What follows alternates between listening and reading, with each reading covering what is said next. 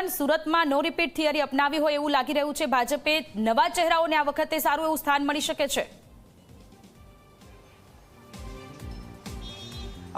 જી બિલકુલથી Bhajap parliamentary board દ્વારા જે બેઠક કરવામાં આવી હતી આ બેઠકમાં મેરેથોન ચર્ચા કરવામાં આવી હતી અને ત્યારબાદ તમામ જે ઉમેદવારો છે તેને વન બાય વન ફોન કરવામાં આવી રહ્યા છે. અત્યાર સુધીની જો વાત કરીએ તો આશાબેન રબારી, વ્રજેશ ઉનડકર, દિનેશ રાજપૂત, જીતુ કાછડ, હિમાંશુ રાવલજી, રશ્મિ સાબુ, હેમાલી બોગાવાલા સહિતના તમામ ભાજપના જે ઉમેદવારો છે તેને ટેલિફોનિક રીતે જાણકારી કરી દેવામાં આવી છે અને તમામ જે ઉમેદવારી જે ફોર્મ છે તે ફોર્મ ભરી દેવા માટે જણાવવામાં આવ્યું છે. ત્યારે બીજી તરફ જોવા જઈએ તો આ વખતે નો રિપીટેશનની જે થિયરી છે તે મોટાભાગે ભાજપ દ્વારા અપનાવવામાં આવી છે. 120 બેઠક પૈકીની 45 થી 50 જે છે તે રિપીટ કરવામાં આવશે અને ત્યારબાદ એટલે કે 70 જેટલા જે ઉમેદવારો છે તે નવા ચહેરા હશે અને ખાસ કરીને પાટીદાર જે બેઠક છે ત્યાં તમામ જે નવા જે ચહેરાઓ છે તે જોવા મળશે. કારણ કે આ વખતે જ્યારે ઉમેદવારોની સેન્સ લેવામાં આવી છે ત્યારે સોશિયલ મીડિયા એકાઉન્ટ અને સ્થાનિક વિસ્તારમાં તેઓ દ્વારા કેટલી કામગીરી કરવામાં આવી છે તેના પર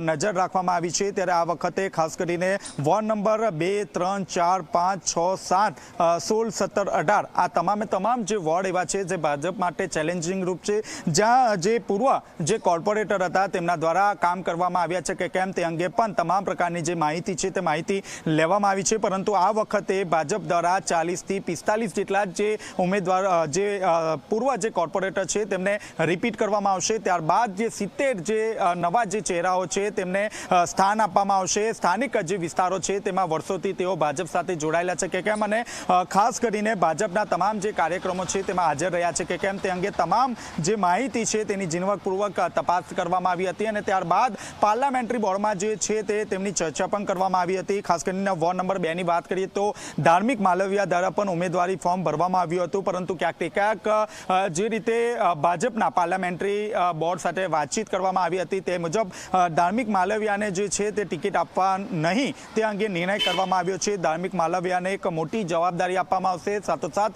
અલ્પેશ કથિરિયાની વાત કરીએ તો અલ્પેશ કથિરિયાને પણ પાટીદારની તમામ જે બેઠકો છે તે જીતવા માટે આ બંને જે યુવા પાટીદારો છે તેમને જે છે તે નવી એક જવાબદારી સોંપવામાં આવશે. હાલ તો ભાજપની જે તમામ જે નજર છે તે પાટીદારની બેઠક ઉપર છે, કારણ કે અહીં ત્રિપાખીય જે જંગ છે તે જોવા મળશે.